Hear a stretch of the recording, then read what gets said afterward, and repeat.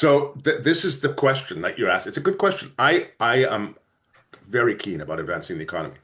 What do you think we're getting in terms of royalties from LNG going to Asia? How about zero? Did you know that?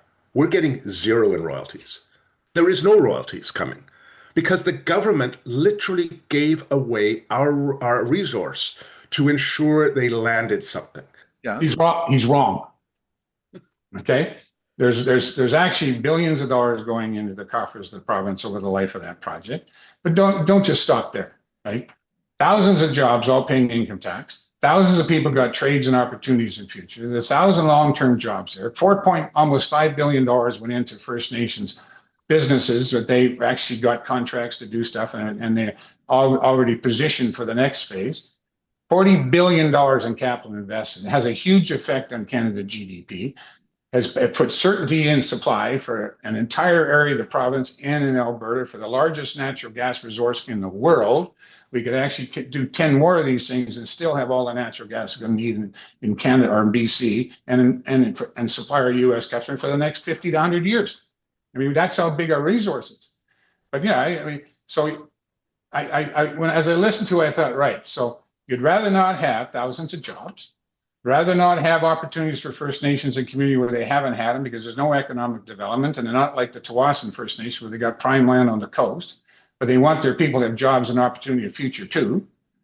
Economic opportunities, have all those jobs, $40 billion. It actually changed the GDP of the country with one project. Can you imagine that? That's how big this thing is.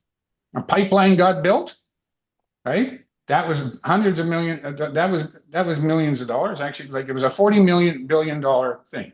And what did not happen on that project? Government didn't come and guarantee one loan. They didn't put in $1 capital. It was all money from the private sector, a consortium that came to this country and invested in our country and created tens of thousands of jobs. And they'll be sustainable. There'll be sustainable jobs coming to this thing for the next 50 years or more. Well, Weaver said they brought people over from overseas with those jobs. You know, sometimes when you build something that's highly technical, you get skilled people like engineers, what have you, else place in the world. And that happens not just in Canada, but everywhere in the world, right? Throw those little sound bites out.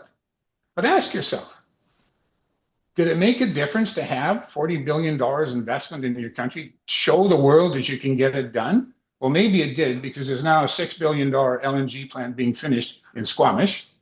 Cedar LNG has been approved, and that's a floating one in Kitimat with a Haisla, right? Would that have happened with all that economic activity if you didn't show the world you could actually deliver?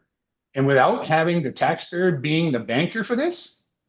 We got the largest capital investment in Canadian history in British Columbia. Largest one in Canadian history. And they all said it couldn't be done, and he was on the other side all the time saying it can't be done. We got it done.